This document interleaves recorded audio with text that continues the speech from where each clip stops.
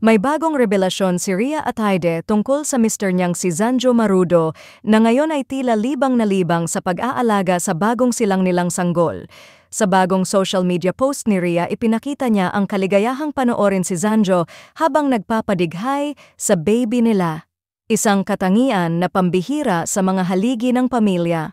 Another top favorite moment of my day, winding down with the two of you doing burp duties after I nurse, saad ni Ria sa caption.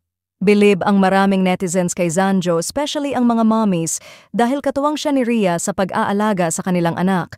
Kamakailan lang ay ipinakita rin ni Ria kung paano magpaaraw si Zanjo sa anak nila, sobrang ingat at tinatakpan pa ang mata nito para hindi masilaw sa araw ang bata.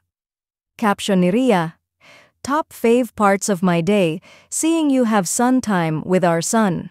Nauna rito, bago pa manganak si Ria ay matagal nang inihanda ni Zanjo ang mga gamit ni baby. Nag-practice na rin siya kung paano maingat na bumuhat ng sanggol.